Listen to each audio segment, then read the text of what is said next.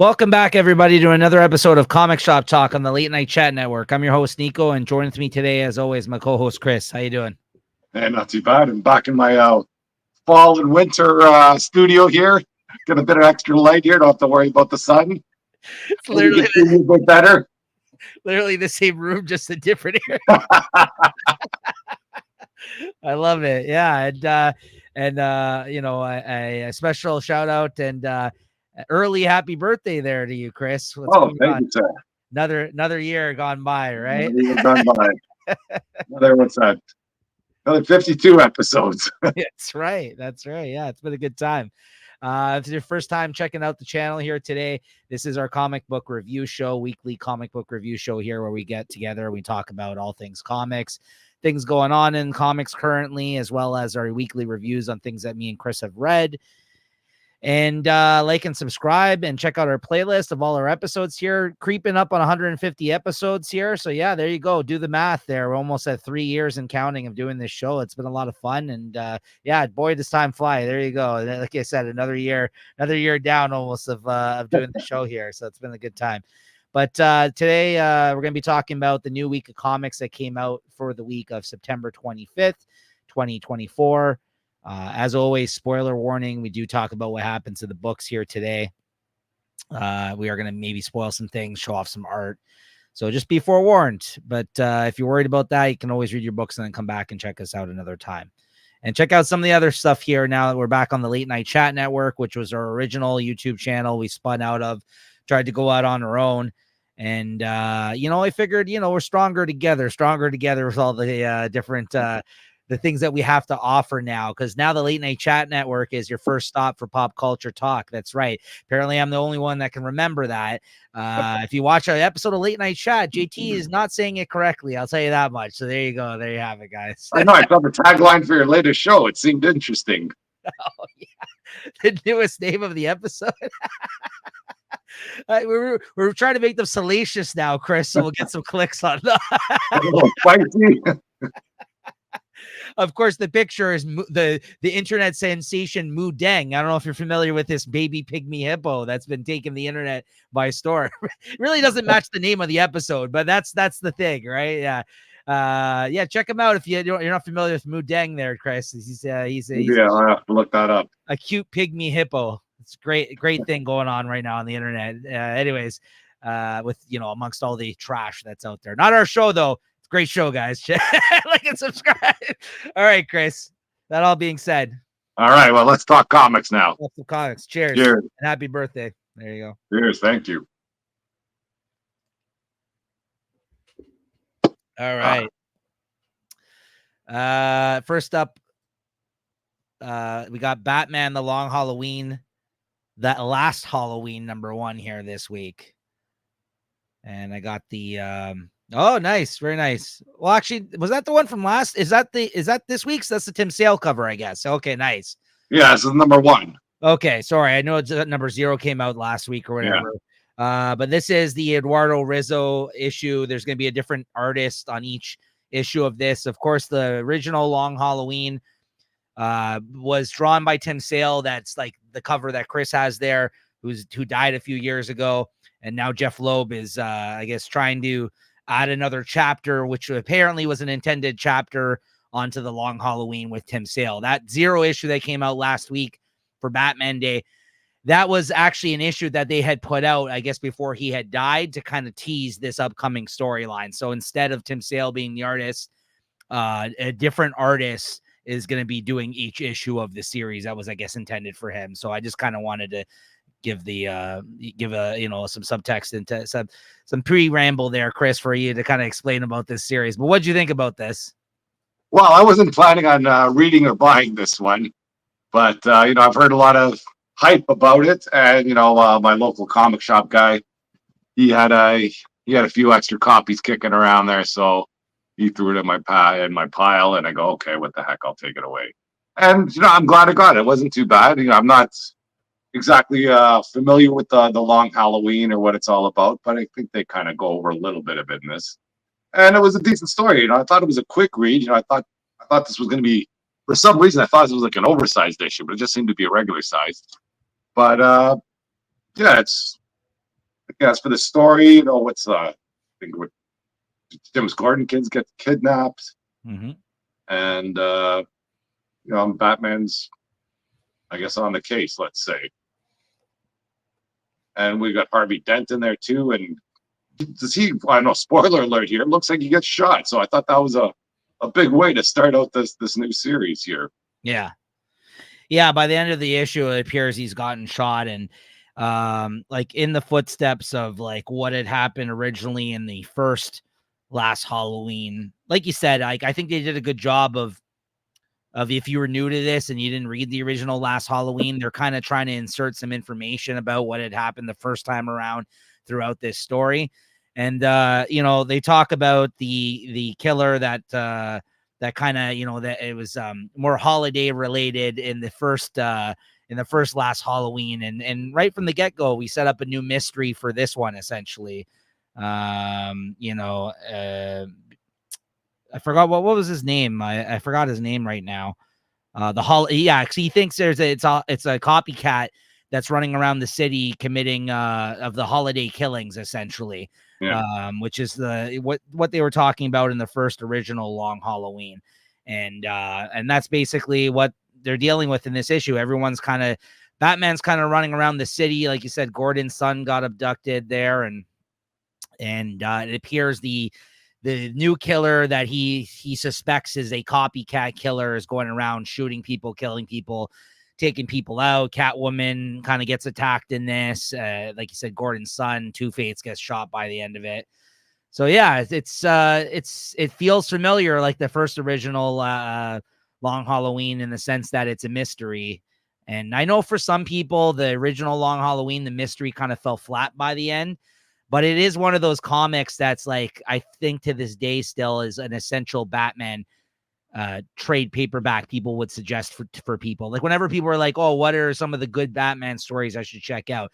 This is one of those like essential kind of reading books, Long Halloween, because it does a good job of going throughout all of Batman's rogues gallery in the series. Like it's a really good series in the sense that it touches on like every issue. You see like a different villain, or like it really does a good job of kind of covering all of the bad guys that exist within the Batman kind of universe. So like it's really good in that sense as well. And of course, Tim Sale drew it. I love Eduardo Risso, the artist that drew this. What'd you think of the look of this issue?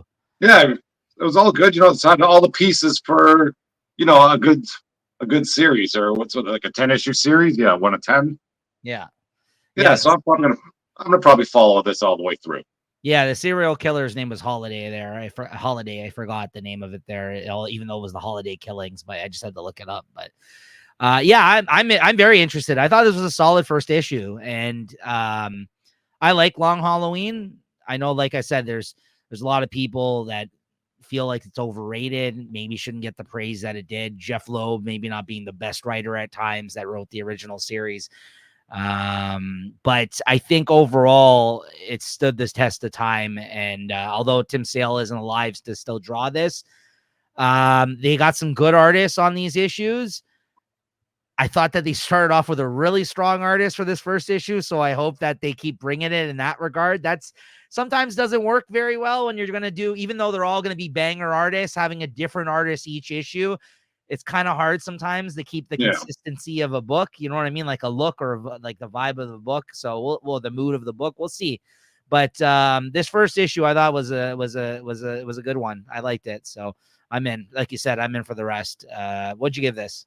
Yeah, I get this one a 3.75.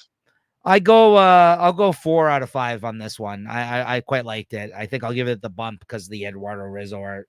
We don't see him on things all the time these days, so it was good to see him on this. All right, next up we got Magic Order number 5. Number 1. Magic Order 5, number 1. The Return of Magic Order.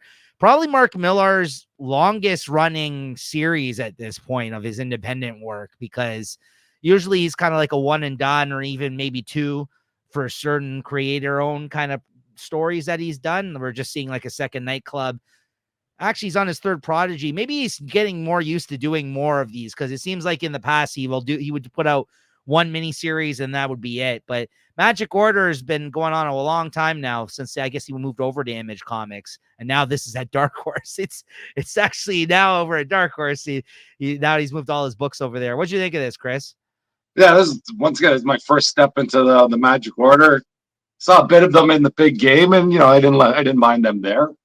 And yeah, this was a good read as well. I can't complain anything that's going on here. You can kind of just jump in. It sounds like it's like a new arc or a new story here. I'm not sure who this. There's a Cordelia Moonstone seems to be the center of the comic here. The characters, and yeah, once again, it's like a bit of a crazy mystery here. You got this guy that comes out and he steals a baby from this lady, and then she kind of overcomes all this, and then she gets pregnant again, and then out of nowhere this guy comes back in and well, doesn't just steal the baby, it cracks her in the head with the bat again. Fucking brutal. Brutally, right. And then with I guess the Magic Order somehow gets in touch with her, and they're going to try and remedy the situation, but then they have to erase her mind too, or because she can't. They got to protect the secrecy of the Magic Order.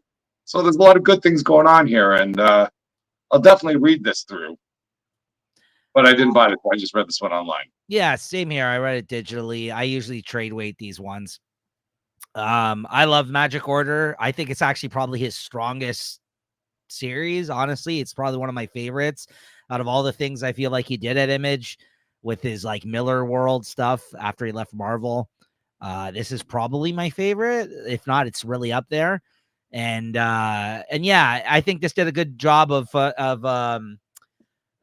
you've never read one before, and I think this was totally accessible, right? So yeah. I don't have kids, but the way they opened up this book with that whole scenario of that creepy guy that his eyes are shut, yet he sees, like, it seems like he can see, and the bat and everything else that's going on there. That was just a creepy scenario. Like, that's, you could, even if you don't have kids, it's a scary thing to think of what happened there. And not only once, but twice it happened to this woman, like the trauma that she would go through as a result. Like, it's a scary fucking, like you said, he's hitting her with a bat. It's messed up. So I think that alone was a pretty crazy part of this issue. And then you have great art. And then, somebody gets out of prison here. They're kind of setting up, it seems like, something else here in the storyline. And basically that Cordelia there, she's like, she's related to a bunch of, like, a family, Chris, that's all like, she plays it off like she's a stage magician, like a Zatanna essentially. Yeah. But meanwhile, she actually can tap into real magic. She knows real magic, and her family is all like this they're this basically this powerful magic family that exists. And every mini series that he's put out with them, it seems like there's a new person that lives within the realm of these magic users that hates her and her family, that basically tries to take them down. That's kind of like the premise of like every mini series usually.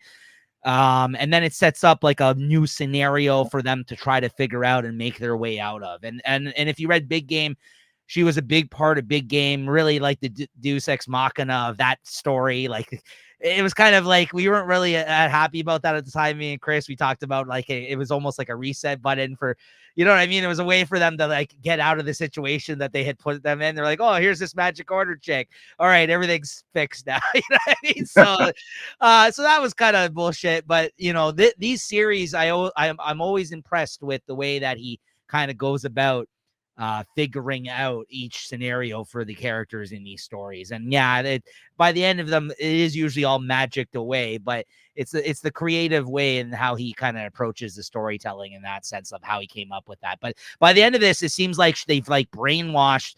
She's not brainwashed, but she's like, she wakes up and she's like, no one knows who she is, and she's like some other. Oh, yeah, she thinks she's someone else, or everybody thinks she's someone else. Yeah. Yeah, well, that's good stuff. I liked it a lot. Yeah. What'd you give this? I give it once again, I'm just stepping in here, so I'll give it a 3.75.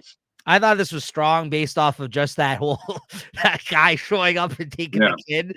I thought that was a pretty crazy thing. I'll give this 4.25 out of 5. I really like this series. All right, next up we got Lobo Cancellation Special #1, and I got the Simon Bisley cover. I had to go with the Bisley, one of the No, nice. original Lobo artists here, of course. Yeah, I Oh think yeah, it's the VA cover. yeah, yeah. Can't complain about that. What'd you think about the main man in this issue, Chris? With our boy here, Kyle Starks wrote this one. Kyle Starks. Yep, I was thinking about this earlier. I wish they gave him more time with this because there's like it just seemed rushed. There's a lot of good things in there. I like kind of the way they have him stuck on this planet, and then he gets kind of rescued, or I don't even know what you want to call him, rescued, but he ends up having to fight some other big guy in there. And I just think he didn't have enough time to really kind of put the story together like he would have wanted. If kind of compared to he does like with the monsters lie and all that stuff, right? Yeah, and Peacemaker that we read and enjoyed, and yeah, he's done a lot of good things. Yeah, Yeah, he can't. It was a good follow up for, I guess, for Lobo. It had all the Lobo whatever beats. Let's say a lot of violence, a lot of joking around, but I didn't find that there was anything too I don't know what's the word, satirical. Let's say that's what I remember from reading his old comics. There'd be it'd be kind of something that he's making fun of. This just seemed to be just a straight up ride, unless I'm missing whatever he's trying to satirize. But otherwise, I thought it's still a good read, and I was happy to get this, and it wasn't bad, and I wasn't disappointed after. no, I'm with you. I think I felt a little bit restrained for him. For whatever reason, like you said, it had all the right beats. I think it was good characterization of Lobo. I like the Kyle Hotz art. That was good. It was written well. I just felt like it had a lot more potential, and I have read better things by Kyle Starks, if that makes sense. So I was expecting a lot from this, and I thought this would have been a perfect fit for him. I would say he even kind of let loose a little bit more so in the Peacemaker miniseries that he did. That was DC Black Label, right? Than this. Yeah, I know if this should have been a Black Label if it isn't. I don't know. I don't think it is. Maybe that's why. I don't know. But I thought it was fine. It was good, but I'm with you. I think this could have been better, and we've seen better from Kyle Starks. And although I love to see this version of Lobo back in this, like this is like you said, this very much felt like he got the character right. It could have been better. I agree. But yeah, there were some good moments. I mean, of course, I do like the premise of like how Lobo, everyone's forgotten like who he is essentially, and how he used to be this badass, the main man, that you don't mess with this guy. And he comes around and there's all these other like bounty hunters that he meets, and they're like not impressed by him. And he's like, what the hell? Like, I'm Lobo. Lobo everything he's dead and all that sort of stuff. Because he was trapped on that planet for a while. And this guy's like, yeah, I literally got the power. I could just like do stuff to you with my mind. And this other guy, he's like, I'm just made out of guns. Like, I mean, like, he just like there's all these, like, there is some fun ideas in here, but it's kind of straightforward where it's just like, yeah, he takes on this hit as you would expect him to, because he's Lobo. And the one guy, when he comes across him, he's just like, well, yeah, well, I know you won't give up until you're the contract's done. So I'm just gonna get out of your way. And he's like, oh, okay. And he's like driving back. He's like, well, that was easy. And he's like, wait a second. I can't let him get away with this. I'm Lobo, you know what I mean? So he has to go there and mess him up, right? So it was fine. It was nice to see. I wouldn't mind if Kyle Starks gave it maybe a little bit more and came back and wrote a ongoing series with them. Maybe this was him just testing the waters. I would be down for that. If he came back with like a 4-issue miniseries, I'd be down for that 100%. Same. Yeah, because I think this is weird that they would just put out like this one-shot special. Maybe they have more plans for him. Maybe he was just testing. Yeah, and it just came out of the blue. It's not like some anniversary for Lobo or anything. It's just we're just gonna throw out a Lobo comic just for kicks. Yeah. So what'd you give this? I'll give it I feel bad giving 3.75. That seems to be my number today. That's what I would give it to, 3.75. Yeah. Next up, we got Uncanny X-Men #3. Yeah, I just read this one online here. I've been trying to stay away, but I might be jumping back into this. Sounds like there's some big things going on between X-Men and Uncanny X-Men and the Avengers. So I might have to jump back into all those books there in the near future. But as for this one here, I think they're just trying to at least introduce the what do they call them? The outliers or something. I think so. Yeah. Yeah, and I do like this stuff with Professor X. Whatever he's doing in jail or what kind of whatever his situation is, because there's something going on in there. And I think this is a better issue than definitely the first issue. And this is sort of building on something. So I might give this comic book a chance. I'm with Thought I was out.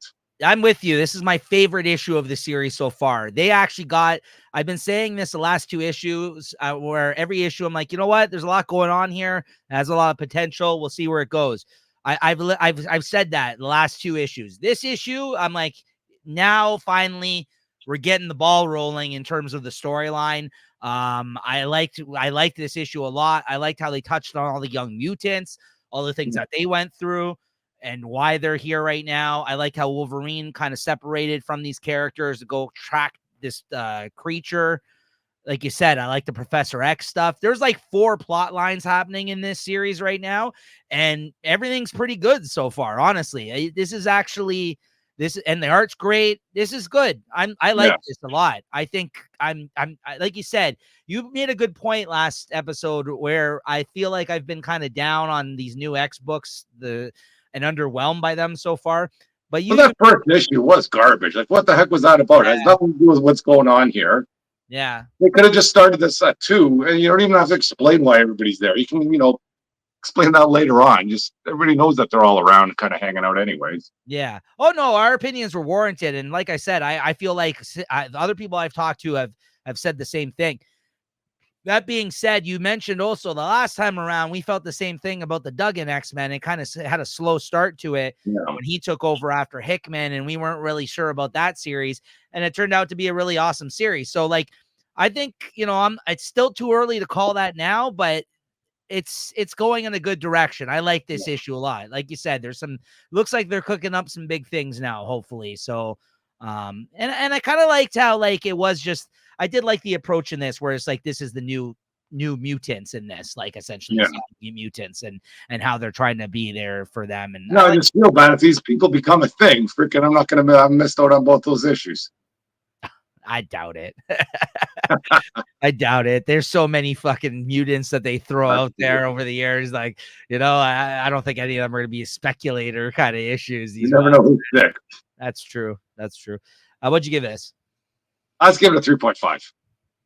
Oh, man. I like this a lot more than you then. I actually like this. I give this a 4. It's my favorite issue of the series so far. So, yeah. All right, Chris. Conan the Barbarian 15. I don't have the art for this, guys. My apologies, but Chris mentioned he just read this for the first time this week, and I actually just read the first 2 paperbacks, which I really enjoyed, of this Titan Conan. What'd you think, Chris? Yeah, I've been hearing a lot about Conan out there, so I thought I'd give it a read, and I was pleasantly surprised. It was kind of refreshing to see Conan on what is it, Titan Books? Yeah. And, it just seems like there's no sort of censorship, or all the gloves are off. He seems to be a savage guy. It's like a savage Conan again. It's not no PG Conan. You find he's in the middle of a battle where the story picks up. I think he might be in Asgard or with some Norse gods and some Norse lands there. And, he's out in the snow, and there's some giant whatever, I don't know, villains, or I don't even know what you want to call it. Well, they're warriors that he's fighting. And he kills them, and he's almost at death's door. And then you think he's dying, and then some naked goddess appears and just starts sort of taunting him and pulls him away. And then he's chasing her down the whole time. And it's a lot of the the Thor speak, or not the Thor speak, the Conan speak in there. But it just seems to work. It's not like when I've read other. I think it was in Thor there, where sometimes all that the youth and the way they speak just runs you dry. But it just felt good. It felt refreshing. And then I guess at the end of the issue, his crew catches up with them, and that goddess that he was chasing turned out to try and kill him or something. And then he wakes up, and there's no trace of this goddess, and they're all wondering what happened to you. And everybody thinks he's just delirious from the battle.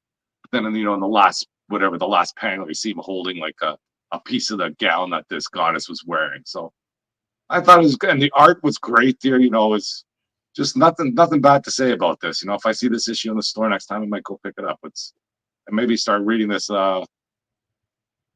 regularly. I really enjoyed it, and I'd give it a easy 4. Yeah. 4.25 even. I mean, the first 2 trade paperbacks only encompass the first 8 issues. So like you're like 8 issues ahead with this one, the one that you just picked up and read.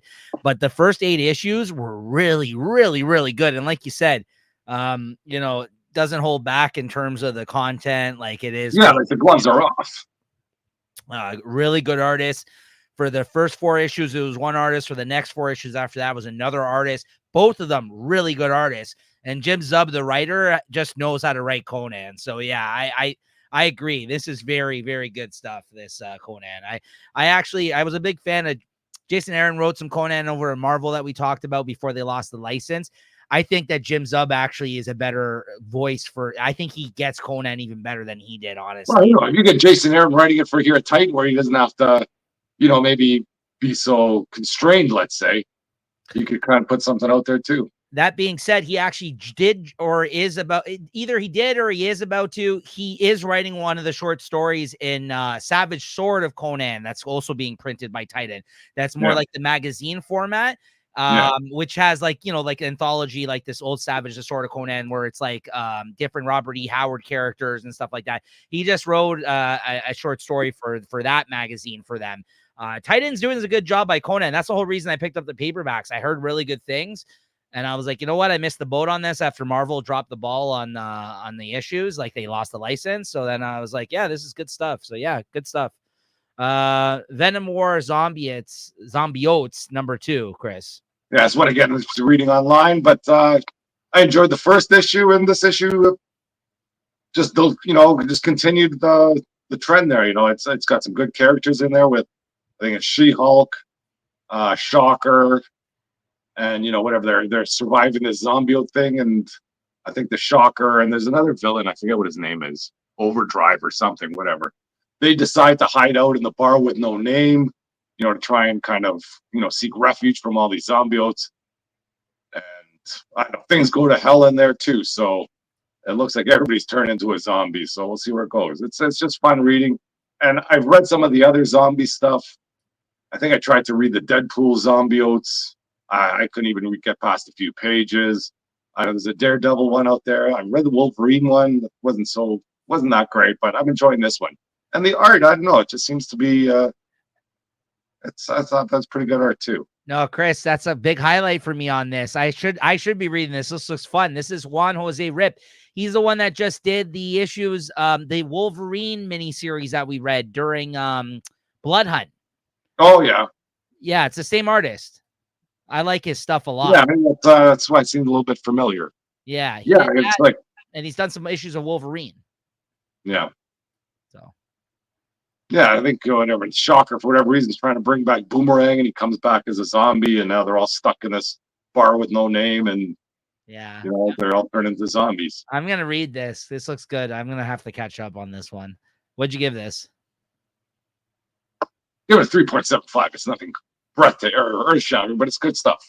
Nice. All right, Power Girl 13.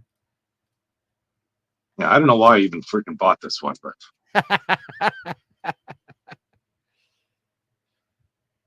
Power Girl 13. The last issue there, she was on a date with her boyfriend, which is all on the cover. But of course, that has nothing to do with what goes on in here. This is a whole story about her friend Omen, and she's in some sort of trouble. I don't know what the trouble is. I don't really care. What can you say? It's a Power Girl comic. Nothing good's going on in there. I'll give it a 3. Okay. Sounds like you didn't even get a good cover. I don't know why put this in my pull list. All right. Next up, we got Creep Show. It's back just in time for Halloween, Volume 3, number 1. Got the James Stocco cover here. Huge fan of his. And he actually drew one of the stories in here. So Creep Show Volume 3. Chris, the first story here, written, of course, every issue has 2 stories. I actually quite like this anthology. I think I'm not a big fan of anthologies. I think the Creep Show anthologies through Image have been quite good.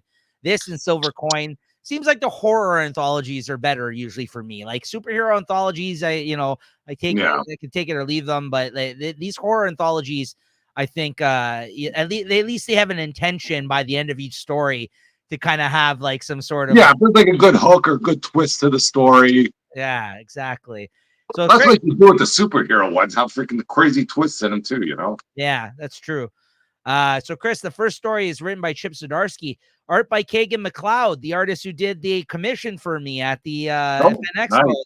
that did the Blade of the Immortal Samurai for me. He actually drew this story. And this first one is pretty fun. Chip wrote this story about how there's a woman who has a daughter that basically like ran away to like one of those like communes, like type of things, like one of these like cults or something. Like essentially, like she goes to like joins like a group of people somewhere, and she lost her daughter, so she tries to like get her back. And like I guess like the guy that runs the show over there, like if you want to call it like the cult leader guy, she ends up meeting him after when she goes there because her daughter won't willingly come with her because in these type of situations, they're like brainwashed to like think that they should be staying in these situations. So she's trying to get her daughter back, but then she seems to be like an uptight mother, and that's the reason maybe why this girl ran away. Like she wasn't happy with living under her roof and all this kind of stuff. So the guy there, he offers her, he tries to open up her mind, and he basically drugs her with some shrooms. Essentially, he gives her something to drink, and she ends up getting dosed with shrooms, and then she starts to like trip out. But the trip turns into her basically turning into like some sort of like being of some sort. There's some sort of power inside of this woman that was, I guess, like living beneath the surface, that unleashes itself and ends up killing the clan like leader there, and not clan, I mean cult leader, and ends up killing him. And it just like ends in like a bloody mess of a story, and she basically turns into some sort of like being of some sort, and her daughter's like, what the hell happened to you, mom? You know what I mean? And that's the way it ends, right? And all these classic type stories, and then the crypt keeper person comes and I'm like, oh well, I Yeah, guess well, yeah. watch out what you do. You never know who you mess with. He's like, wow, that must have been some bad drugs or something. They make some comments sometime always like that, right? That zinger at the end. Yeah, that tongue-in-cheek moment. So yeah, it was good. I love that. That's my favorite part about these creep show stories. And then the second one's written and drawn by what do you call it?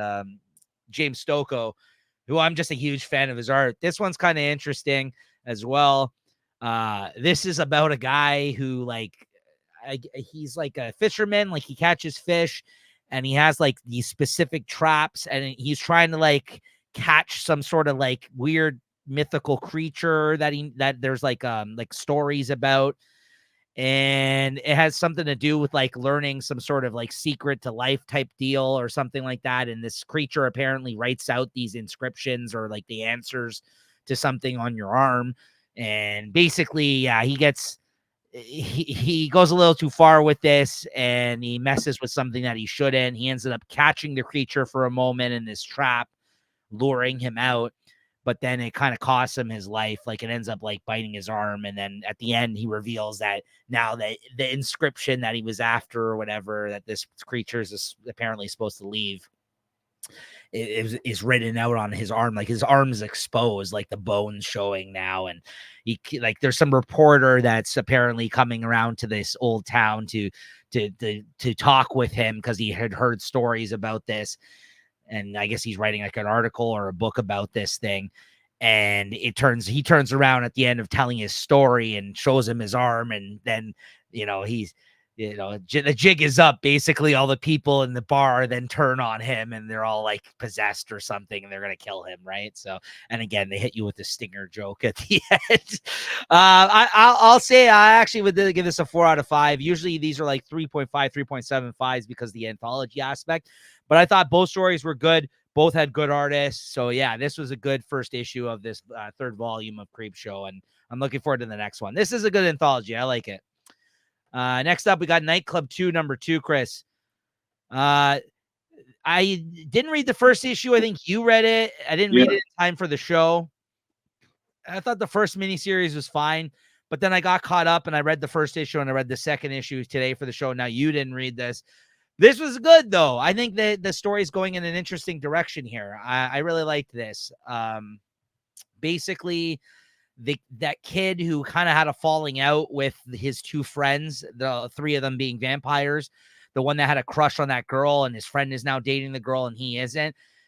At the end of last issue, like now he's like a big basketball star and he like is friends with all like the jocks and he's he's hooking up with the hottest girl in school. So like he's kind of he's doing all right now, this guy, even though he's not friends with those guys anymore. And he now meets up with this like bad gang leader dude and at the end of the last issue. And in this one, he tries to recruit him and he kind of beats up his guys. He's like, oh, I'm not interested. And then he leaves. Then later on in the issue, he's having sex with that girl, the hottest girl in school, like the popular one that he's hooking up with at the moment. And she kind of, they're having some pillow talk there. She gets in his head and it makes him think that she really loves him and that she loves, having sex with him and everything else. So he's kind of sweet on this girl, even though he's kind of just been using her this whole time. But at this point in time, since he lost out on his love of his life, that girl, that's now dating his other best friend. He's kind of a little upset by this. So he meets up with the girl. He writes her a letter and she meets up with him thinking that he's going to apologize. And meanwhile, he just tried to explain himself to her saying like, listen, but I'm in love with you. Did you not read my letter? The one that happened in the last series before it led into Big Game. And she's like, yeah, I did, but I don't feel the same way about you. And I'd hoped that you were just coming here to apologize because your best friend, I'm dating him, I like him, so like let's like stop this nonsense, right? And he's like, okay. And then he goes off, and then just in spite of what happened, he goes and reveals that he's a vampire to that hot chick in school, the one he's been banging lately. Yeah. And he reveals that he's a vampire to her, puts his trust in her, even though he was kind of keeping her at arm's length this whole time. Then she's like, you know what? I want to be a vampire too, because I'm pretty sure I love you. Make me a vampire. So he's like, okay, but you're going to be dead for a few days. And then when you get resurrected, because this is what happened to us when we turned into vampires, this is how it's going to be. And then we'll meet back up. Okay. So that happens. He goes to find her. She's not there. Can't find her all over town. Walks in on her one day at her house. She's eating somebody. And then all of a sudden, all the bullies from his past that were cool with him now are all vampires. Oh, nice. And it turns out the girl fucking tricked him. They're like, you're a loser. We knew something was going on. Guess what? We're like, now we're just like, you're not our buddy. We were just pretending to be friends with you. Yeah. It was a great twist, Chris. It was a great twist. I was like, oh, I'm like, what? I did not expect that. Okay, I'm back in. Yeah. That's good stuff. Yeah, I figured I'd try to sell it to you because I'm like, you know what? The first miniseries, I know we were just like whatever about. This I'm really interested to see where this goes now after this issue. Yeah, so I'm really liking this. And like this kid's just like now down in the dumps again. He's just like, this girl I thought I was in love with. She's been lying to me this now he's got reason to mope around. That's right. Now he's in trouble. And if I had to guess right, now he's going to actually have to go back to his friends because he's going to need backup because now all the jocks are vampires. Yeah, like there's now like freaking 20 of them or whatever. 10, 15 of them. 4.25 out of 5. Great issue. And I'm really interested in the rest of the miniseries. Yeah, good stuff. Usagi Yojimbo, Power Rangers #1. Keep this short and sweet. I picked this up because I'm a Usagi fan. Great Stan Sakai cover here. I do, of course, from when I was younger, love the Power Rangers as well. I've dabbled in reading some of the modern Power Rangers comics because I've heard some good things about them. They're all right. Here's the thing about this.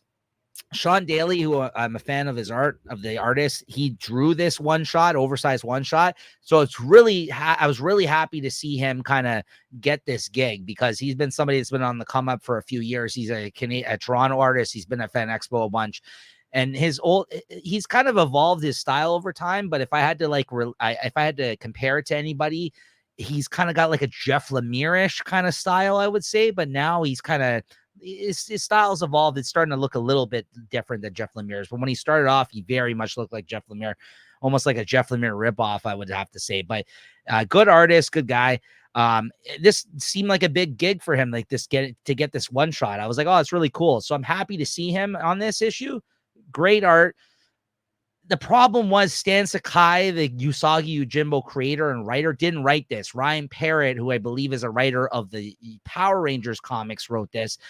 So the Usagi part of this did not feel like a Usagi comic, unfortunately. I just feel like the voice is different. There's not many Usagi comics out there that aren't written by Stan Sakai. He even wrote the Ninja Turtles team crossover miniseries, which I love.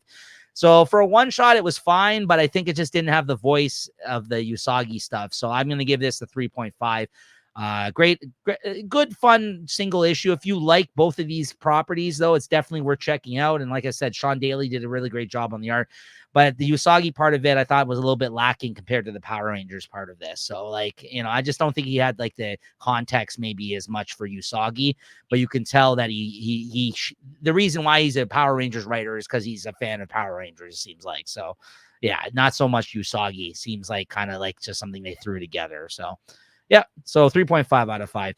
Cool moments though. They basically go to Usagi's time and they all turn into like these samurai like costumes when they morph the Power Rangers, and then they do the classic like Megazord shit where they all like join together. So that was a cool moment. I'll say that as a fan of the Power Rangers when I was younger, that was a very cool moment to see them fight a dragon as the Megazord. So I geeked out for a moment during this issue for that reason, but otherwise I thought it was just it was an okay one and done. And then finally, Drawing Blood number 6. We got a lot of comics that we both read apart here on this. I think I read this one.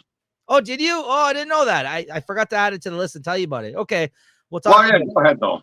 Oh no, go ahead. Drawing Blood number 6. Kevin Eastman continuing his semi-autobiographical story. What'd you think of this issue, Chris?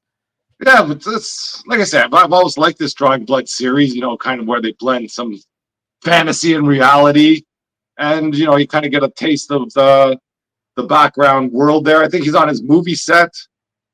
And I don't know, like the director seems to be like his buddy or something, or trying to buddy up to him, but then at the end he's kicking him out. My question is, Chris, do you think this is Michael Bay in this? Because Michael Bay, of course, did the Ninja Turtles, the last Ninja Turtles movie.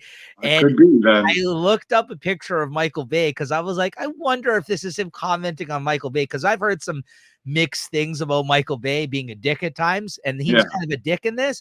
So then I Googled it, Chris. The picture of Michael Bay looks like how he was drawn in this comic. So I'm like, I'm pretty sure that's what he's commenting on here, right? Yeah, even if not, it's still like the fakeness of Hollywood. It's like, oh yeah, here's the greatest guy here, and then at the end he's like, get the hell out of my set. And then just all this other stuff that's going on with the Lithuanian mob or something. Yeah. And then it's his girlfriend still in the picture. I think she's trying to do something in this issue. No, this is. Oh yeah, no. Oh no, that was his. Not his girlfriend. The girl that's doing the documenting. Canadian documentarian. Yeah. Documentarian. Yeah. Sparks flying in between them, and I don't know. I think this still it's a good read, and it's a good premise for the whole series. Yeah, I agree. This is another good issue. I mean, we're only halfway through. This is a 12-issue series.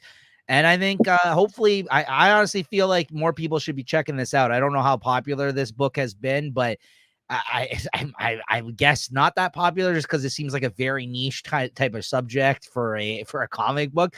That being said, it's a lot of fun, honestly. Like, and it's fun to kind of try to figure out which parts might be true, which parts are exaggerated. Yeah. But that's like who's who or what's what. Like, is this supposed to be the which turtle movie is he talking about here when this is coming out? But that's what was so cool about this, because he literally says, "Oh yeah, but the old movie was like the one with the rubber suits," and I'm like, "Oh yes, that's the Ninja Turtles movie." So like moments like that, like I'm like, yes, like when you get what you're talking about, and like. And then like that's what I mean. Like, if I had to guess, this has to be like, I feel like the Michael Bay one. There's been other ones too that were animated, but nothing with like real like live action. I think that the only recent live action ones have been the Michael Bay ones. So I'm pretty sure the Michael Bay one, that's sort of the one is supposed to be like the gritty the gritty Teenage Mutant Ninja Turtles or something. Because there's one movie I didn't see, and I think that's the one. That's the one with Megan Fox. She plays Yeah, and April O'Neil. She plays April in it. Yeah. I'm surprised they haven't thrown something like that in there yet. Yeah. So, anyways, but yeah, it was a lot of fun. I like this series a lot. I think it's good stuff. What'd you give this? Yeah, I enjoyed the read. Yeah, I'll give it a 4. It's good stuff. Same. Yeah, good stuff. Good stuff. All right, Chris, back to your stuff here. Chasm, Curse of Cain, #2. I know I'm liking this series. It's not great, but it's what Scarlet Spider and Chasm. If you've been reading the Spider-Man stuff, there's always some good nods in there. I think they have Ben or whatever Chasm. He's kind of complaining about all his lost, memories, and like he goes, "Oh, one of the lines is I went to the Goblin Queen. I tried the Mystics or the demonic thing. I went to the Goblin Queen. Then I tried another way. I went to the Queen Goblin." It's almost poking fun of all the crazy stuff that he's been through, and then who's the other spider? The Scarlet Spider. That's kind of trying to either help him or save him. He seems to believe that he can be redeemed. And in this one, Hallows Eve, she puts on like a psychic mask to go inside Ben Riley's mind to find out what's going on. So you kind of get a better idea what's happening with Chasm, and then that's whatever there's some Eternal that's involved in this that's been kind of pulling his strings, and he kind of pops out, and then she pulls the mask off, and she's all oh my god, what can we do? So it's not great stuff, but it is. If you've been following the continuity of Spider-Man, you're interested in these characters. It's still a good read. Nothing crazy, nothing earth-shattering, but enjoyable nonetheless. And I'd give this. I even give it a 3.75. I've been digging this series. Nice. Next up, Action Comics 1069. I think I got the art for this one. Yeah, there we go. Yeah, so this is the end of I guess who's it, Gail Simone's run or something? Yeah. And whatever. There's Spider-Man, Superman's involved in some, I don't know, intergalactic battle there for the fate of the Earth. And I guess he just won his last one where you get to save the battleship. And this time here they got some big bad. It's some like super intergalactic bounty hunter. And it's almost like the same Rocky story where where the crowd was against him the whole time, but now with his never say die attitude and kind of struggling to be the underdog, everybody's on him here. And somehow the guy that he's fighting cheats because he has a piece of kryptonite. And then once Superman finds that he has a kryptonite, he throws it away, and then Superman kind of gets his strength back and he just pounds the crap out of him. So nothing great, but it was, it's fun to see Superman do Superman things there, some good fight scenes. So it's a lot of action. I think got Lois Lane and Jimmy Olsen, they're running around doing some crazy stuff. So that was okay. And then there's a backup story to this. And I think it's like Superman and Lois arguing about their roles at the Daily Planet. So that wasn't too interesting. And I think that was the one that's in the who wrote the backup. I'm not sure if that's the one that does the She-Hulk. Yeah, Rainbow Owl. Yeah. Yeah, so for whatever, when it works for the She-Hulk story, it seems to work really well. Here, it doesn't work at all. That's fair. but overall, I give it a 3.5. That was a good, interesting stuff. This wasn't coming out weekly. Maybe I'd still be buying it, but I can't be putting yeah, I get that. $20 for the stories a month. Me neither. I mean, if you think about it, even while you're trying to make cuts, all the time as we do, that's like 4 fucking more comics a month, different ones, right? Like, why would you want to just be like, yeah, and there's still Superman out there that's been pretty good lately. Yeah, no, that's true. Yeah, exactly. So no need. Yeah, I agree. Weekly thing, I think they're overdoing it. I don't know what the. Yeah, I think it's only for a few more weeks or a few more months. It's going to be weekly. Back in the day, the weekly thing would work, but the price of comics was different. So I don't know why they would. It's a very strange move on their part. But anyways, X-Force #3 there, Chris, for your next one here. Yeah, I just kind of read this there online, see what's going on with X-Force. Once again, they have they're trying to stop these fractures. So it's a lot of Forge trying to figure out where the next fracture is and what it is. And it's this big, crazy, whatever that gold guy was, Nuclo. And he seems to be, some mega powerful character, but he's got the mind of a child, and somebody seems to be pulling the strings. They're kind of worried about that. And then the people on the team there, one of them's trying to save the people that were in his wake, let's say, and then Ford just trying to say, hey, we got to stop this guy. There's more to come if we don't stop it. Because I guess the premise is that if they don't stop these fracture events, this is going to lead to the end of the world. And this one's kind of this seems to be getting its legs a little bit too. It's not a one and done. I think it's nice when they have a bit of a cliffhanger that would get you to look forward to the next issue. Whereas, when everything is kind of one issue and it's done, I think in the last issue was more of a single story issue. Wasn't as good, but it still's not going to get me to run out there and buy it. But I'd give it a 3.5. Decent art, okay story. Okay. Next up, we got Babs number 2, which I feel like the physical issue came out last week, so this might be a week late, guys. But then I feel like some of these companies are putting their digital stuff out a week later, so maybe this came out digitally this week, which I did read this digitally. So it's a gray area in that sense. I believe the issue itself came out last week, though. But since I've been reading this digitally, it's out this week. That being said, I mean, it's not up for contention for my favorite of the week, but we really both like the first issue. And Chris, I think this is worth still seeking out if you come across it there. The issue opens up with Babs. She's like bathing in like a lake. That's it, right up my alley. I'm in. I'm in.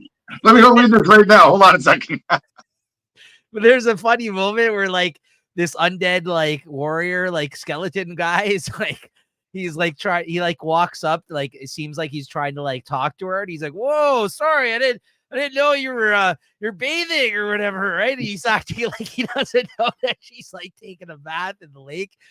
And then like I guess this woman that's like, I don't know if it's his wife or his lover or something, like walks up and she's like, or maybe just even some woman that's part of her party. Like they were both like soldiers, and then like they got killed, or they got a curse put on them, sort of like they're like these undead kind of people walking around the forest. And then like the woman comes and she starts giving him shit about like peering on her while she's taking a bath. Like she's like, oh, what are you doing? So you're being so creepy. You're coming over here, you're staring at this girl. So that part's pretty funny. And then then they kind of let her know that they've had this curse put on them, and they're looking for directions because like they're like supposed to be eternally like walking through the woods, like on some sort of path now. And like, you know what I mean? So like she tries to help them out and steer them in the right direction. And, again, they're kind of keeping with this whole sword and sorcery kind of like aspect to it. Right. So like, this is a world of like enchantments and magic and all this kind of stuff. And she's like the Red Sonja-esque, let's say, like kind of character in this. Right. So like, so yeah, she talks with them, and then they go on their way, and then she starts traveling the road with somebody else who's like extremely fucking annoying. Like this guy just keeps talking and talking on, and she wants to like shoot herself in the head because this guy keeps droning on, and the speech for it, Chris, is like very, like you said, like Conan-esque or like Thor, like Asgard-esque, but he's purposely like going way over the line of like how you should talk like that for a character like Garth Ennis, the writer. Yeah. is like pushing it like in terms of like his speech, like so his word balloon is like like huge, like so you actually feel, you're like, oh my god, even reading it you're like, shut up about this guy. Yeah. Right? So there's some funny stuff in this, and then like there's this whole group of people that have banded together, like the goblin guy that you met last issue. There are like these dudes that like are like these women hater type people that obviously it seems like Garth Ennis is commenting on people and like society today, and they're kind of like rallying against like society and women and all this kind of shit. So this whole like group is banding together. It's like a side story that's going on. So I don't know if this night is basically uniting all these people. So I don't know if these are a bunch of people that she's gonna end up like dealing with at some point, but seems like that's an intentional, like he's trying to, talk about society or something today now, Garth Ennis. But anyways, like, so yeah, so it's just funny. Her talking sword's still involved. Jason Burrows, the art is a little less detailed than usual, what I've come to expect from him, but it works really well for the story. I like it. I think it's a fun story so far, and I look forward to see where it goes. I'll give this a 3.75 out of 5. These are the comics that you could be buying, not freaking baloney stuff. Yeah, it's been fun. It's been good stuff. And then next up, I got Namor 3. This is still really good. Jason Aaron's Namor series. I think it's been unexpectedly really enjoyable so far. As much as I like this character, it doesn't always hit the mark in terms of the series that he comes out with. But I thought this has been really solid. I'd probably say, though, out of every issue so far, the first 3, this is probably my least favorite. Not to say it was bad, but I think he's still mixing up the you know how like we didn't like how he did Punisher. We've been talking about this last couple of issues where he kind of shows some past stories of Namor and compares it to where he's at now. I think he's actually been doing that a really good job of that technique throughout this series. That being said, yeah, this issue, I just feel like it didn't really add too much more or move the story too much more forward than it has been the last first couple of issues. The big thing about this one is that the girl from his past, you now learn, is the villain essentially of the story currently in this story. So they have some unresolved issues from their past, these two. And you saw a story with her from his past in the second issue, and now she's an adult. He's meeting back up with her again. And apparently she's the one that's causing trouble in the seas, that's making it so difficult for everybody being the throne being contested amongst everybody fighting for it right now for Atlantis. And now Namor's back up in the mix, doesn't like what's going on. But yeah, some good art and storytelling throughout. I just think, like, a comparison to the other issues, this was probably my least favorite.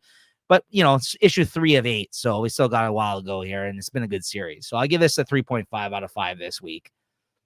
Next up, and Kea number 21. As always, not too much to say on this, but this, unlike I said that was my least favorite out of 3. This is probably my favorite issue for the last few issues. Just a super great action-packed issue. Wes Craig writing and drawing on this as always. And I just love this comic. It's a fun adventure fantasy comic. And now there's a character that they just met in the last issue that's like a trickster god, essentially like a Loki-esque type character that's kind of like impish looking in this. And him just joining the group with the 2 main characters of our story has just made it a little bit more interesting, has a new voice and a new kind of, it's nice to get the back and forth of a new character as part of the party in this series. So good stuff. I give this a 4 out of 5. Art and writing consistent as always, because it's always just Wes Craig doing this.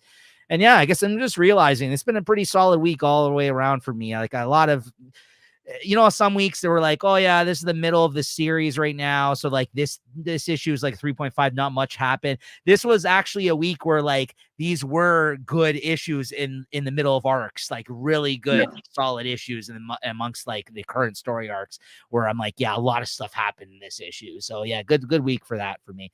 And then finally we got Universal Monsters Frankenstein number 2 by Michael Walsh, written and drawn by him. Still the best Universal Monsters comic. And again, this was basically telling how the Igor character found the brain that was that used to belong to a crazy killer thief guy, that they show you what happened to him at the start of the issue and how he got killed. And then you cut to the Igor character basically dropping the other brain he was supposed to grab in the lab, and instead taking this abnormal brain that belonged to this killer thief character. And of course, that's the brain that they use for Frankenstein. That's a nice twist in the story. Yeah. So, unfortunately, unlike Frankenstein, who's supposed to have like a good heart and you know what I mean, and all this stuff, and misunderstood monster type of thing, and this is just like, yeah, no, he's got like a demented brain. This is why he's the way he is, and and the way he kind of lashes out when he does. And in this issue, the little boy that the hands that he found out, the hands that of his father were now attached to this creature that followed him to the house, the Dr. Frankenstein's castle there. He was discovered by the Igor character at the end of the last issue. And in this one, he tries to take care of them and fails in doing so because Frankenstein, the monster, gets involved and basically kills him in this issue, Igor. So yeah, that's it for him. Lights out for him, it looks like. And he chokes him with his chains. And then by the end of this, the little boy hops on like a buggy out of there, like away from the castle, as somebody who was a passerby. I guess the wife of Dr. Frankenstein that fled essentially from the situation. But great art, good storytelling, and you know he's inserting little bits here and there to kind of make the story interesting while not treading the same kind of ground as Frankenstein, right? So I give this a 4 out of 5. Good stuff. All right, Chris, Wolverine Revenge #2. I got the what do you call it version here? The the red band. Red band. Chris, did you read the digital one online and not your red band because you kept it sealed though? Still sealed. Okay, I'm pretty sure the one that you read digitally was not the red band version that I No. can't say. Okay, so say what you got to say about this. I did look at the art when I was uploading it for this. That is also the non-red band version. This is the best use of the red band I've seen so far. Unfortunately, Okay, well, hopefully put the red band online and I can see what's going on. Well, go ahead. But what'd you think of this? Yeah, well, you know, still a good story there. Wolverine that gets the aftermath of what happened in the last episode where everybody just seemed to got freaking cooked. And you know, it takes place, you know, I guess he had a little head-to-head there with Nick Fury. It turns out that Nick Fury's that life model decoy. I hate when they do that, but anyways, comics will take it. And then you find him out 3 months later, and he's roaming through the desert, runs into Danny Moonstar. He's following like some light. His light is the big deal because everybody's got no power. And it turns out Forge is there, and Forge is helping him out with some things. And they take him down to, I guess, to where Magneto died. And like I know where that like he went to get his helmet there to protect him from who's that who's that guy that was everybody enthralled, the Mindbender, Master. I forgot his name. Mindbender, or what the hell's his name? Yeah. Anyways, he's got some town there that's all under his control, and Wolverine's walking around with Magneto's helmet on. I don't know why they have to paint those lines on it to match his costume, but anyway. Mastermind. Yeah. Because I guess he's got information of where everybody is, and you know Wolverine takes care of business with him, and then now you know another Sabretooth versus Wolverine business. So, which is never bad, but that story's running a bit old now. In the last few months, we've had him battling in everywhere. Yeah, that's true. I like this issue better than the first issue. I thought I love seeing Nick Fury, the original Nick Fury at the start of this issue. That was really cool. I like the kind of whole scene that Capullo drew with the American flags all over all the coffins. That was a really awesome scene, I thought.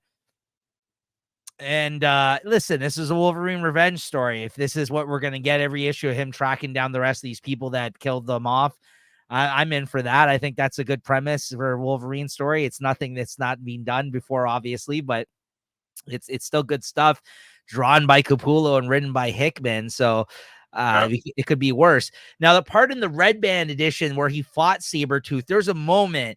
And guys, if you didn't read this version, I'm interested to see which version you read here, Chris. If you didn't read this version, it is absolutely worth it, I feel like, for the Red Band edition for once. I feel like out of all the Red Band that I've read so far, Blood Hunt and this, there's a moment where he takes the motorcycle in the Red Band edition, and Sabretooth basically turns the motorcycle, starts to rev it, and the motorcycle wheel shreds at Wolverine's actual face. It's just a kick-ass action moment.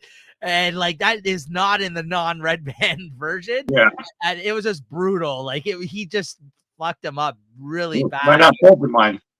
Yeah, it was pretty sick. It was pretty sick. Like you do get some blood and action and everything else in the non-Red Band version, sure. But that moment is not in there. And when I read that, I was like, wow, that's a brutal, like violent moment in a comic that I was not expecting. So for me, that made the Sabretooth fight like even the tease that we got in Yeah. this issue, it was pretty awesome because of that. Because I that's a sick fucking move when you shred a guy's face with the wheel because he grabbed it. And of course, it's some stupid thing where the light Forge made the light so he lost his healing abilities or whatever, which is kind of neat. Like he kind of rolled up and like the light, but it was kind of neat. Yeah, it's kind of a good trick, but that seems out of character for Wolverine. Right. He'd go fight him toe to toe, and he'd want to fight him toe to toe. Right. You know what, Chris? I'd like to how he referenced though. You remember at the last issue, we're like, they actually think he's dead, and then they talk about that in this. He's like, yeah, I didn't think you were actually dead. You put a bomb in me, I'd survive. Like, Yeah, what the hell? yeah, Wolverine talking to him. He's going. I'm glad they talked about that. Yeah. Because you and me last issue were like, really? These guys thought he was dead after that? I was like, what the hell? And so I kind of like that he referenced that at least in this. Yeah. It's just like, like the conversation between Wolverine and Sabretooth before they started fighting, like there was some good back and forth between them. Yeah. So what'd you give this? I'll give it a 4. It's good stuff. I liked it. 4.25 for the face shredding that you didn't read. Yeah, I didn't see the face shredding, so I can't give it that 0.25. All right. Next up, we got Zatanna, Bring Down the House, #4. This great Nicola Scott cover with all the Zatannas. That was a nice cover. Good stuff. I love these covers, man. It's been a fun month for these ones. What did you think of this? I thought this was a great issue, a fun issue. And now it's like, of course, this is why I freaking dropped off it. I only bought the first 3 issues. And then now it started getting good. Whatever it talks about, I guess, Zatanna and Constantine. Seems they've had some sort of relationship before, and then at the end of the story, you find out that he had to end the relationship basically to save her, or like there was some like she felt that he would kind of just departed or whatever, abandoned her, but it wasn't that bad. And I think this story is really starting to take some shape, and this art is really growing on me. It's yes. I can't say anything bad about this one. I knew it would because I told you that too at the start because I was familiar with this artist and I'm like, I know he's not everyone's cup of tea, but at the start you're like, yeah, I don't know about this art. I'm glad it grew on you because like the pages like this, like it's just and not only that, the color palette that they've used on this series is very unique. Like some of the types of colors that they've used on this art, like these colors you don't normally see in a comic. Yeah, it's been. I agree with you though. This is probably my favorite issue of the series, and with one more issue to go, I'm okay with that. This is built up into a really interesting series and a good character study of Zatanna, and I love the whole Zatanna Constantine aspect, the relationship that they've had over the years. Yeah, how we can just ditch here too. Let's get out of here.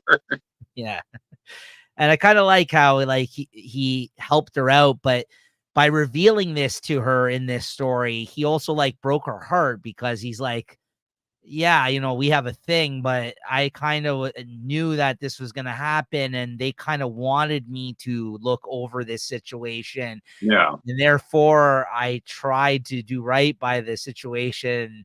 But at the same time, in the middle of that, they actually do have love for one another. You know what I mean? So it's a complicated position, and she felt like he lost her trust by the end of this as a result of revealing this to her. So it was kind of it was sad, you know what I mean? It kind of was Constantine's like the type of character you feel bad about. So the fact that they kind of were able to do that in this issue, I was like, oh, that's kind of interesting actually. Because it's fucking Constantine. Obviously, this is a bit more of a cleaned up version of him here, but I liked it. I thought it was a really good issue, and I can't wait till the end here how it's going to resolve because now she has to face off against her father, who's a powerful, like a demon now or something. Yes, exactly, yeah. So she kind of goes she goes and grabs that one person that was chasing her the whole time and wanted her to aid them, to help the magic people there, and it looks like now she's gonna walk into the belly of the beast there for the last. Yeah, I might have to track down these next 2 issues. Yeah, so this issue of the next one. Yeah, I give this a 4. I really enjoyed this one. Yeah, I'll go 4.25 for this one as well. Good week for me, I think. Next up, Harley Quinn 43.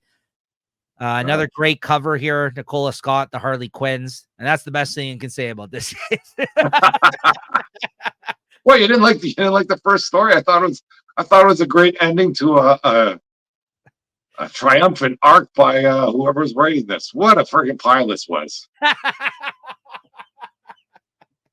Like, Yeah. what the heck was even going on? Like, first you had this dream sequence where he's laughing at her, and then when she was actually in court, it was like even crazier than the dream. Like, how is she freaking whatever went on in their court thing? The only thing that saved this issue is I did like the backup story with that Harley the Barbarian. It's great art. That's where some really good art can elevate a whole hum story. But this whatever this first story, geez Louise, enough of that. Yeah. I'm glad that's over. But yeah, this Harley Quinn the Barbarian, there's some fun lines in there.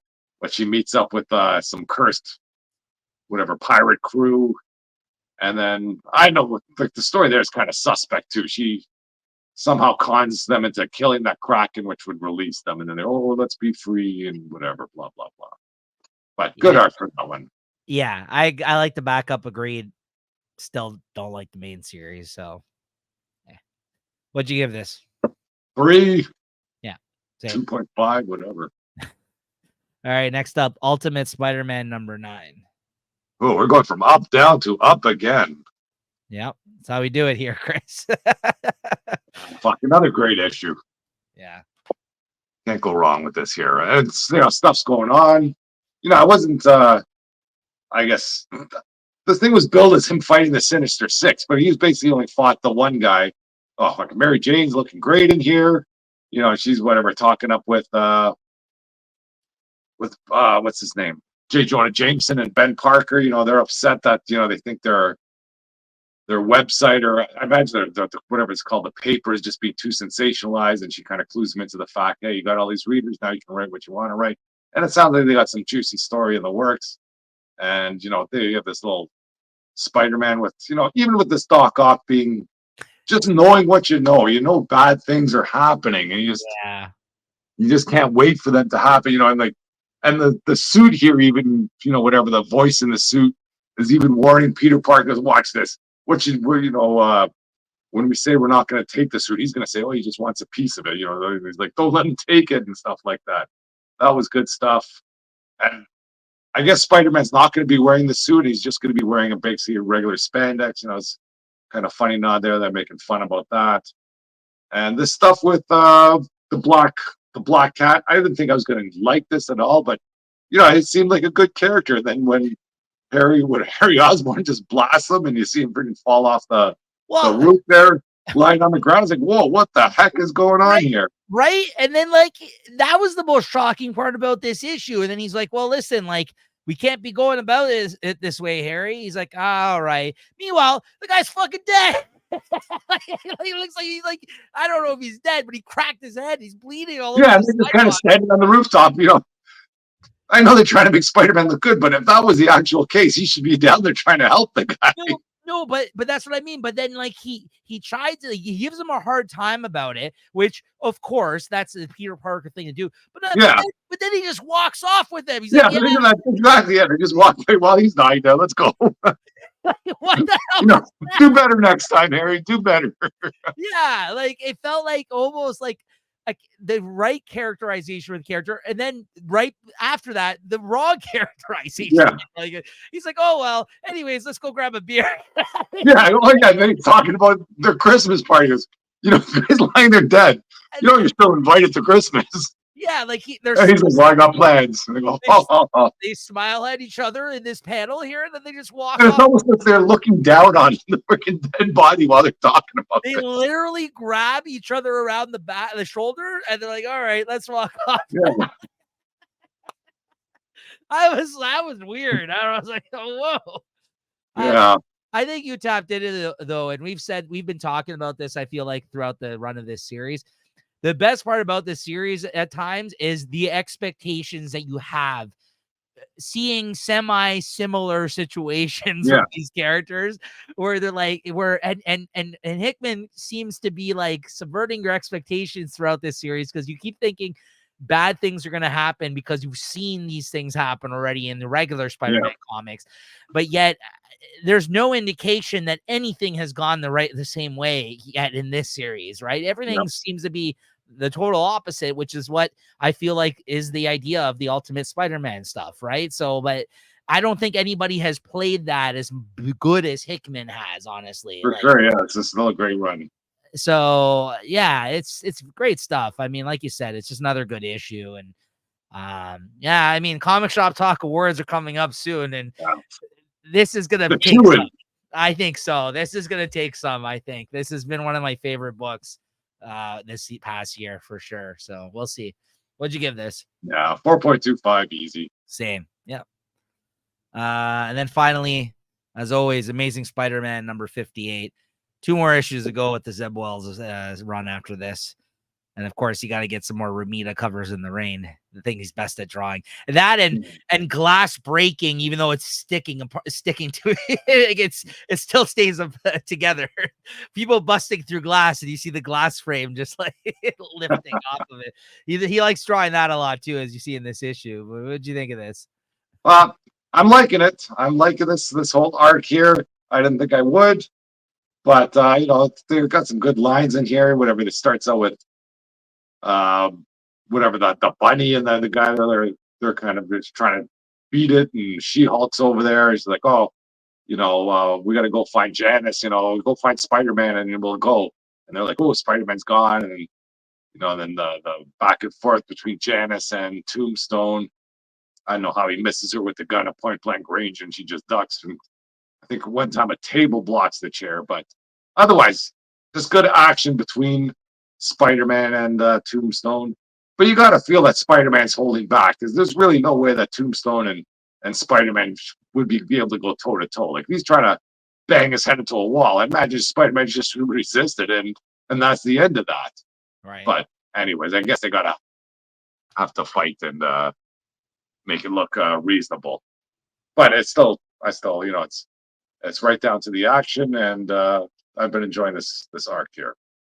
I like how they continued the last Yeah, scene onto the what's next page here at the end, where you see him bust through the window once again with Spider-Man. yeah. This guy just waited until the end of his run to put out the good ideas. Could have been doing this the whole time. Might not have been good, but I guess he saved it for a good time. I really like this issue as well. And like you said, this was a great action-packed issue. It was a fast read because it was kind of Yeah, nonstop action throughout. And I think it's it's where we should be at with 2 more issues on the run. Like everything's kind of culminating together here at the end, and you're seeing kind of these guys throw down. And this is basically that type of issue. Is just like, yeah, now this is the final showdown between these 2 guys. So yeah, good stuff. I like this issue. And even Ramita, I felt like was fine on this one. So. yeah.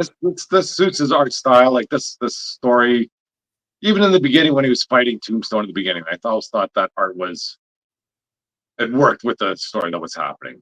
Yeah. Yeah, I give this a 4, no problem. Same. 4 out of 5. Yeah. All right. That's going to do it for the books we wanted to talk about this week. A big week here today. And Chris, what are you looking forward to checking out next week? Let's see. I'm gonna load this up here. It's Yeah, going to be a hard handy. week You for go me to ahead. pick. Hard week. Oh, yeah. I got mine here. It's going to be a hard week for me to pick my favorite, though. I'll tell you that much. It's a pretty good week. A lot of 4s, 4.25s around here for me. Next week, I got Absolute Power number 4. That's the last issue of that. Batman 153, Birds of Prey 14, DC All In Special number 1 is next week, so that's really exciting. Deviant number 8, 1 more issue to go after that. This one, that's almost done. Get Fury number 6, the last issue of that. Plastic Man No More number 2, looking forward to that. And X-Men number 5. Those are the ones I'm picking up physically, and I'm sure there'll be some things I read digitally, but wait till next week to hear about those. I don't have that list ready. What about you, Chris? Yeah, I'm getting X-Men number 5. Probably read Venomore 3, Venomore Spider-Man 3, getting that. Oh yeah. Oh, and that's it for Marvel. No, it's a small week for Marvel. Let's see what's going on with DC. Yeah, looking forward to this that all-in stuff. Oh yeah. It's Batman 153, probably read Poison Ivy 26. Read Absolute Power, getting that for the DC All In Special. They're doing some crazy stuff with Darkseid. Is that that's what I Yeah. hear? Maybe read this DC. I know what you did last Crisis. See what that's about. Plastic Man No More. That's been good. And what's coming out from Image? Anything big? Doo-doo-doo. No, it's this one. Oops. Let me see what Spawn. Yeah, Deviant. And that's it. But have you looked through the solicitations? Is there another Where Monsters Lie coming out? 'Cause Yes. I thought I saw like on it was at number 3 already. No, that must be the future solicits. Then I think the first issue is Yeah. coming out soon. I think the first issue is coming out soon. There's a sequel to it coming out. Yeah. Yeah, I'm I looking. think I think it's Where Monsters Dwell. It's called or something yeah. like that. Yeah, I'm looking forward to that. I really enjoyed the first series a lot. So yeah, I'm looking forward to that. I don't know actually. Let me see I think that's what it's called. Where Monsters Dwell. I'm curious. The first issue should be coming out soon. It's just the first one here. No, that's the Marvel book Where Monsters Dwell. That's why I thought that's why I thought it was called that. That's an old Marvel book that they had. Where Monsters is it more Where Monsters Lie 2? It's called something different, I think. Where Monsters Oh no, you're right. You're right. It is called Where Monsters Lie still. I'm thinking of Where Monsters Dwell as a Marvel book. Where Yeah. Monsters Lie Cul-de-sac. That's the new series. Yeah, that's cul-de-sac. That's the So the first issue comes out October 16th. So not yet, but it's coming out in a couple of floated days. under the radar. I didn't see that. But who's what's the Same guy, publisher? Kyle, publisher. So yeah. No, I know you probably would have picked that up if you knew it was coming out. I feel like we didn't talk about it in the solicit. So Yeah, like when I saw it there in the solicits this month, I go, oh, number 3 already. I thought we'd have talked about it pretty soft earlier. yeah, we missed out on that one. Yeah, no, I'm not picking it up either, but I'll pick up the trade again. I really like that series. So yeah, that's coming soon. So, all right, Chris, your favorite of the week. Tough week for me. Yeah. I don't know. Spider-Man is in the running, but I think I'm gonna have to give it to I hate it when I give it to comics I don't buy. But that Conan was just a breath of fresh air after reading, a lot of Conan, stories. Been chained up. This just seemed to be a free Conan, and it was good to read.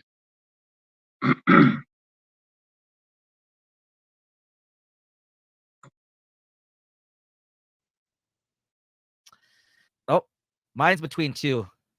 And I think ultimately I'm going to give it to Zatanna, Bring Down the House, number 4. I did really like this issue this week.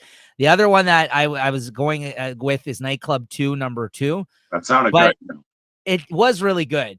But I read both issues back to back. I didn't read number 1. So I had some hype moving into the second issue that it built off of as a result. So I can't judge it.